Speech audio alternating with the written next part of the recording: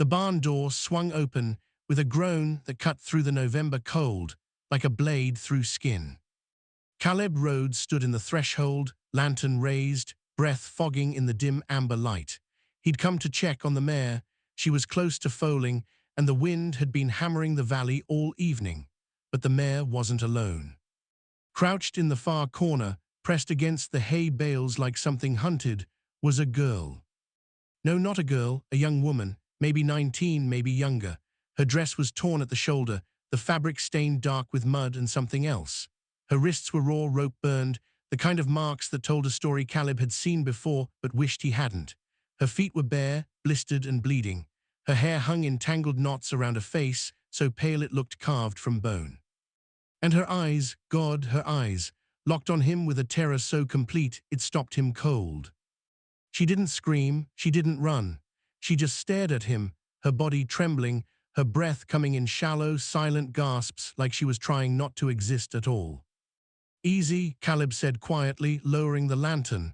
"I'm not." She flinched, shrinking deeper into the corner, her hands clutching something against her chest, a piece of cloth, a scrap of something she wouldn't let go. Caleb froze. He'd served in the war, he'd seen plenty of fear, but this wasn't fear of a man, this was fear of everything. He took one slow step back, giving her space.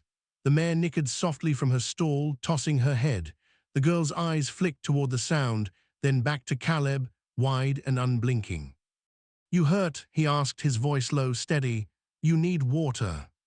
She didn't answer, just stared. Caleb glanced at the rope burns on her wrists, then at the torn dress, then at the way she held herself, like someone who'd been bent until she broke. He knew what this was. He'd heard the rumors. 4 years since the war ended, 4 years since Appomattox, and still there were men who hadn't gotten the message or didn't care. Shadowy auctions still ran in hidden barns across the territory, masked as indenture contracts or labor agreements. The law turned a blind eye, especially in places where the local sheriff had his hand in the pot. There was an auction 3 days ago, 20 miles south in Widow's Bend. Caleb had heard about it from a drifter passing through. He'd wanted to ride down there, burn the whole thing to ash, but he hadn't. He'd told himself it wasn't his fight, that he'd done enough fighting. Now here she was, proof that doing nothing was its own kind of sin. "I'm not gonna hurt you," Caleb said quietly. "I'm just gonna set this lantern down, step outside, and leave the door cracked. You stay as long as you need. There's grain sacks in the corner if you want something soft, water barrel by the post." He set the lantern on a nail hook, slow and deliberate, then backed toward the door. The girl's eyes followed him the whole way, unblinking, like a trapped animal watching a predator retreat. Caleb stepped outside into the cold, pulled the door nearly shut, and leaned against the barn wall. His hands were shaking, not from the cold. He stayed there for a long time, listening to the wind, listening to the silence inside the barn. He thought about riding into town, fetching the doctor. But Doc Brennan was 70 and half blind, and the town marshal was worse than useless. He was bought. If word got out that Caleb was harboring a runaway from an auction, men would come. Men with guns and paperwork that said they had every right to drag her back. The mare whinnied softly. Caleb heard movement inside, slow, cautious. The girl was shifting, maybe toward the water barrel, maybe not. He waited until his breath steadied, then pushed the door open a crack. She was still in the corner, but she'd moved closer to the lantern.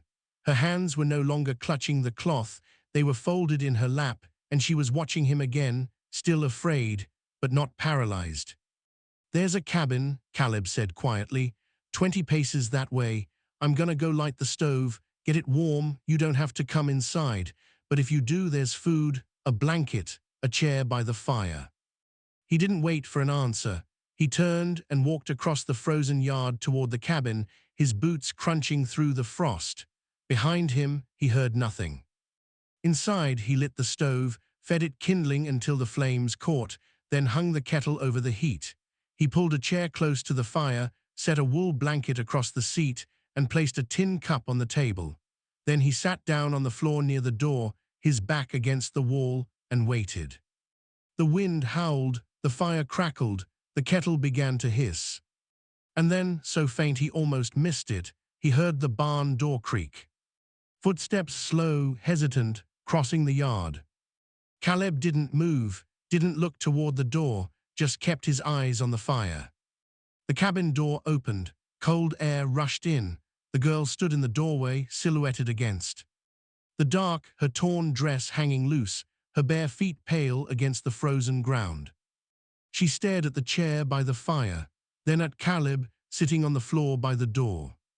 "Sir," her voice was barely a whisper, cracked and raw. "The ground's fine for me." Caleb looked up at her. Her face was shadowed, but he could see the marks now, bruises along her jaw, a cut above her eye, the hollow exhaustion in her expression. He stood slowly, careful not to startle her, and pulled the chair even closer to the fire. Then he picked up the blanket, draped it over the back, and stepped away. "You're sleeping warm by the fire," he said quietly. She didn't move, just stared at him, her eyes searching his face like she was trying to figure out what kind of trap this was. Caleb walked to the far side of the room, sat down on the floor near his bedroll, and leaned back against the wall. He kept his hands visible, his posture loose, his voice calm. "I'm Caleb," he said. "This is my place, you're safe here." She didn't respond, but after a long moment she stepped inside. She moved like a ghost, silent and weightless, and sank into the chair by the fire. She pulled the blanket around her shoulders and stared into the flames, her body rigid, her hands trembling. Caleb poured hot water into the tin cup, added a pinch of dried mint, and set it on the floor halfway between them. Then he returned to his corner and closed his eyes. He didn't sleep. He just listened to the fire, the wind, and the sound of her breathing, shallow and uneven, like someone learning how to exist again. Outside, the valley stretched dark and endless, and somewhere out there, men were looking for her. Morning came cold and gray, the kind of dawn that made the mountains look like they'd been carved from iron. Caleb woke to the sound of the stove door creaking. She'd fed the fire herself, quiet as a shadow. She was still in the chair, the blanket wrapped tight around her shoulders. The tin cup sat empty on the floor. She hadn't touched the bread he'd left on the table. Caleb sat up slowly, rubbing his face. "You sleep." She didn't answer, just stared at the fire. He stood, walked to the water barrel, and splashed his face. The cold bit into his skin, cleared his head. He needed to think, needed a plan, because keeping her here wasn't a plan, it was just postponing the inevitable. "There's clothes in the chest," Caleb said, nodding toward the corner. "Belonged to my sister. She's been gone a few years, but they'll fit better than what you've got." The girl's eyes flicked toward him, then back to the fire. Caleb pulled on his coat and boots. "I'm gonna check the mare. You hungry? There's cornbread in the tin, bacon in the skillet." He stepped outside before she could answer, or not answer. The air was sharp, biting. Frost glittered across the fence posts like shattered glass.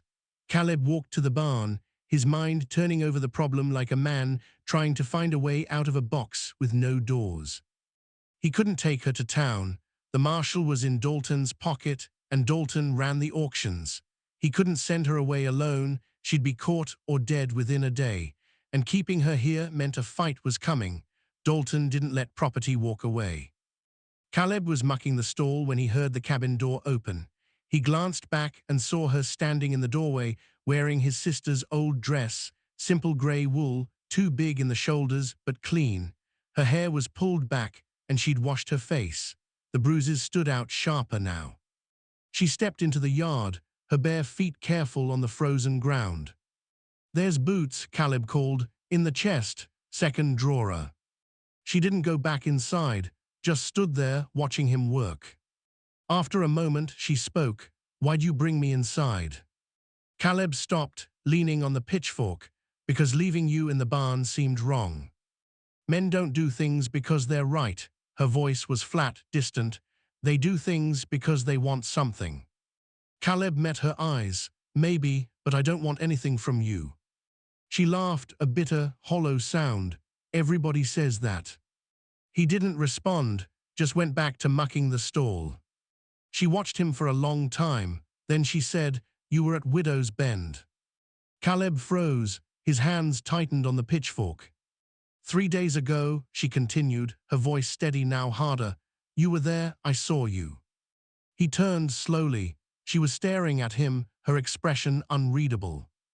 I was passing through, Caleb said carefully. I didn't. You stopped, her eyes were locked on his.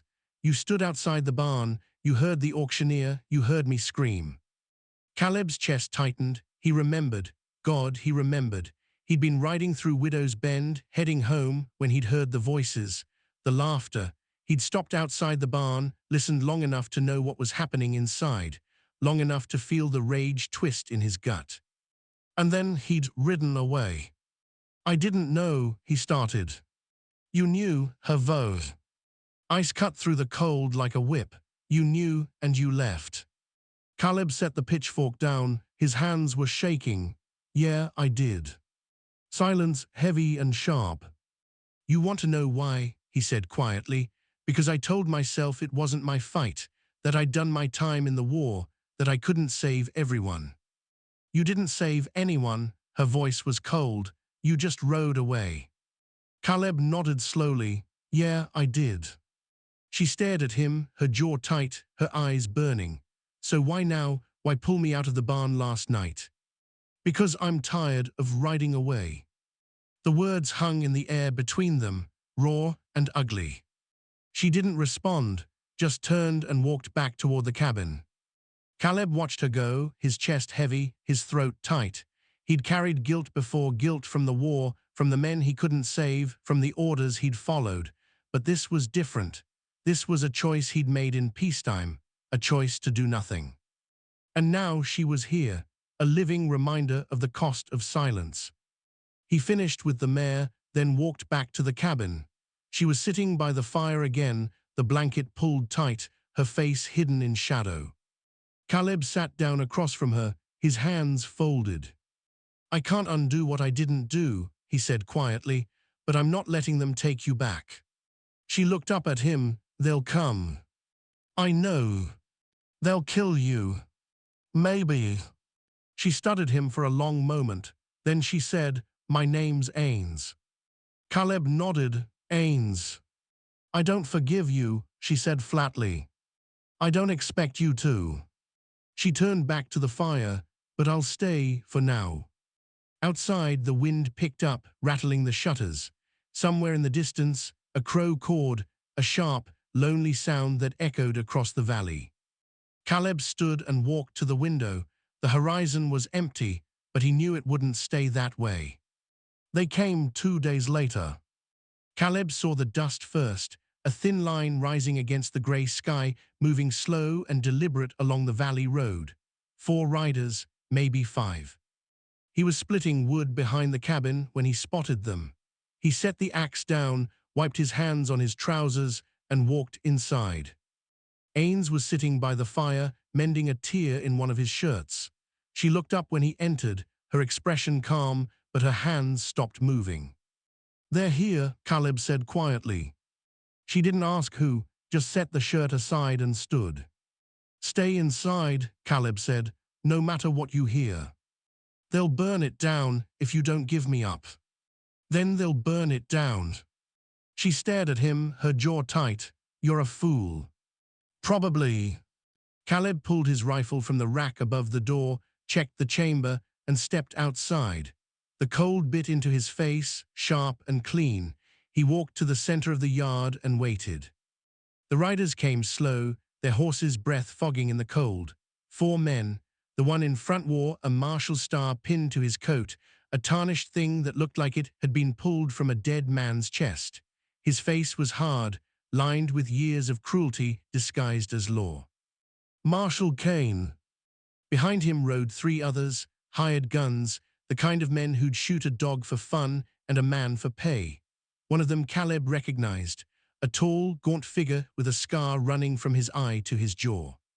Silas Dalton, the man who ran the auctions. They stopped 20 paces out.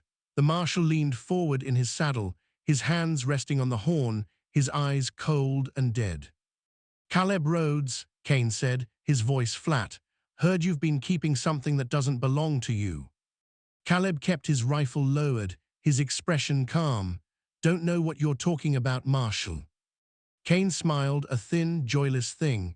See, that's funny, because Sealers here says you got a girl, run away from a legal transaction. Indenture contract, all signed and proper. Legal, Caleb's voice was cold. That what you call it? Dalton spurred his horse forward, his scarred face twisted with contempt. The law says I got a right to my property. You're harboring a fugitive, Rhodes. That makes you a criminal. The war ended 4 years ago, Dalton. Slavery's done. This ain't slavery, Cain said smoothly. It's contract labor. Girl signed herself over to pay a debt. All legal, all proper. Caleb's jaw tightened. She didn't sign anything. You chained her up and sold her like cattle. Dalton grinned. Prove it. Caleb's hand tightened on the rifle. Get off my land. Cain sighed, shaking his head. Now, Caleb, don't make this harder than it has to be. We're not here to cause trouble, just here to collect what's owed. You hand her over, we ride out, no one gets hurt. And if I don't? Cain's smile faded. Then we take her, and you. Silence. The wind hissed across the frozen ground, rattling the fence posts. Caleb raised the rifle, slow and deliberate, and leveled it at Cain's chest. You're not taking anyone. The 3 hired guns shifted in their saddles, hands moving toward their holsters, but Cain raised a hand, stopping them. Easy, boys, he looked at Caleb, his eyes cold. You think that rifle makes you brave? You think standing here like some goddamn hero changes anything? I think it makes you think twice. Cain leaned back, his expression thoughtful. You know what I think? I think you're a fool. I think you're gonna get yourself killed over a girl who doesn't even want you. Caleb didn't respond. Dalton spat into the dirt. She's used goods, roads, broken. You really think saving her makes you righteous? I think you talk too much. Dalton's face darkened. He reached for his gun. Don't, Caleb's voice was low, deadly. The rifle didn't waver. Dalton froze, his hand hovering over his holster. Cain smiled again, but there was no warmth in it. You got sand, Rhodes, I'll give you that, but sand don't stop bullets. Maybe not, but it stops you from riding away clean. The wind howled, the horses stamped and snorted, their breath clouding the air. Then, from the cabin, the door creaked open.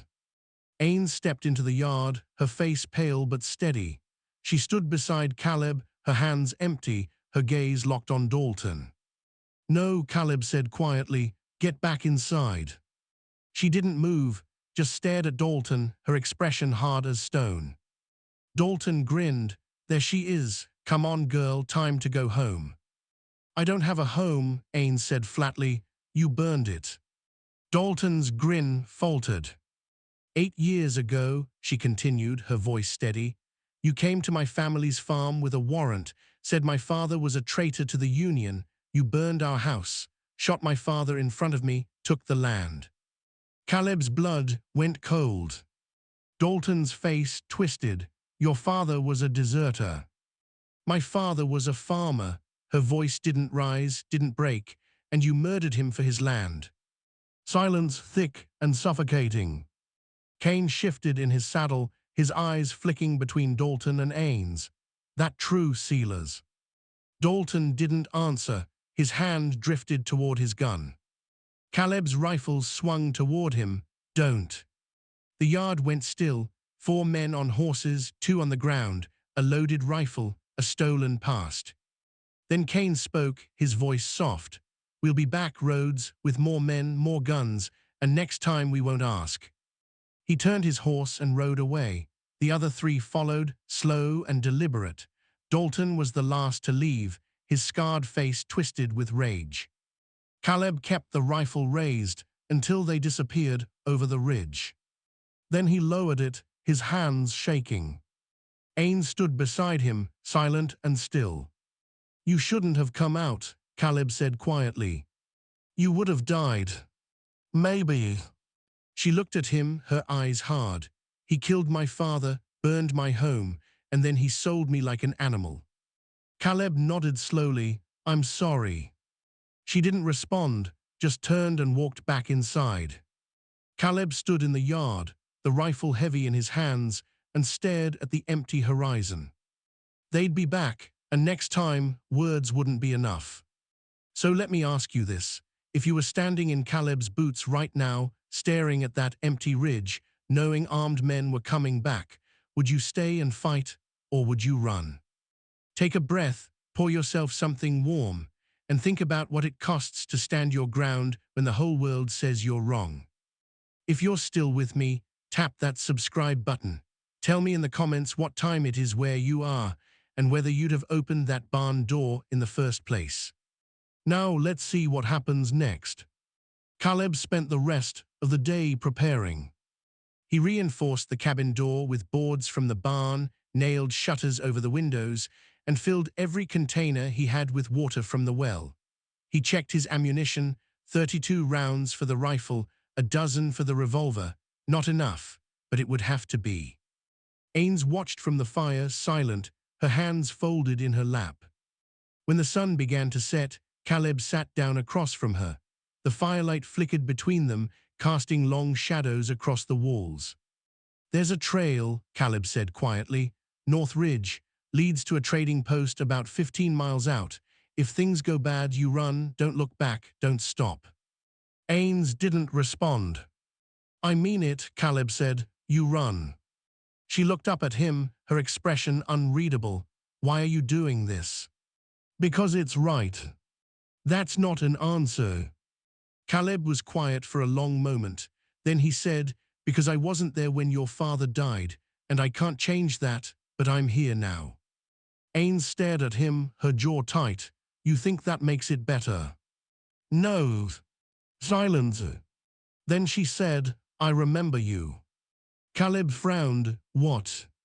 "8 years ago, when Dalton came, there was another man with him, younger. He stood by the fence and watched. Didn't shoot, didn't help, just watched." Caleb's chest went cold. "Ains. It was you." The words hit like a fist. Caleb's throat tightened, his hands clenched. "I didn't know." "You were a soldier," she said quietly, "following orders. I know, but you were there, and you did nothing." Caleb closed his eyes. He remembered that day, remembered the smoke. The screams, the way Dalton had laughed as the house burned. He'd been 22, fresh out of the war, still wearing the uniform. He'd told himself he was just following orders, that it wasn't his place to question.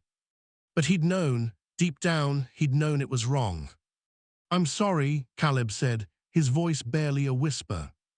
Ains stared at him for a long time. Then she said, "I don't forgive you." "I know. But I don't want you to die for me, either." Caleb looked up at her. Her face was pale, her eyes wet, but she didn't cry. "I'm not dying," he said quietly, "and neither are you." She wiped her eyes, her expression hardening. "They'll come with a dozen men, maybe more. Then we'll hold as long as we can. And then we run." Ains shook her head. "You're a fool." "Yeah, you said that already." For the first time since she'd arrived, she almost smiled. Just a flicker, barely there, and then it was gone. Caleb stood and walked to the window, peering through the slats. The valley was dark, quiet, but he could feel it, the weight of something coming. Behind him, Ains spoke. "My father used to say that silence has a cost." Caleb turned. "He said that good men stay quiet because they're afraid," she continued, "and evil men count on it." Caleb nodded slowly. "Your father was right. He was also dead." Caleb didn't respond, just walked back to the fire and sat down. They didn't speak for a long time, just sat in the flickering light, two people bound by guilt and ghosts. Then Ains said, "If we live through this, where will I go?" Caleb looked at her. "Wherever you want." "I don't have anywhere." "Then you stay, long as you need." She studied him, her expression guarded. "You don't owe me that." "I owe you more than that." Ains was quiet. Then she said, "I'll mend your fences, feed the mare, earn my keep." "You don't have to." "I do," her voice was firm. I won't be property, not again. If I stay, I work. Caleb nodded slowly. All right. She pulled the blanket tighter around her shoulders and stared into the fire. Outside, the wind howled, the shutters rattled, and somewhere in the dark, men were gathering. But for now, in the small, warm cabin, two broken people sat together in the silence, not forgiven, not whole, but not alone. They came at dawn. Caleb woke to the sound of hoofbeats, slow, steady, deliberate. He grabbed the rifle and moved to the window. Through the slats, he saw them, 10 men this time, Kane in front, Dalton beside him, and 8 hired guns spread out in a line. Ains was already awake, standing by the door, her face pale but steady. North Ridge, Caleb said quietly. Now. No. Ains. I'm not running. Caleb turned, his jaw tight. You run, or I throw you over my shoulder and carry you. She met his eyes. You'd have to catch me first. Before he could respond, Kane's voice echoed across the yard. Rhodes, last chance, send her out or we burn you out. Caleb moved to the door, rifle in hand. You want her, you come through me. Laughter rippled through the line of men. Dalton spurred his horse forward, his scarred face twisted with contempt.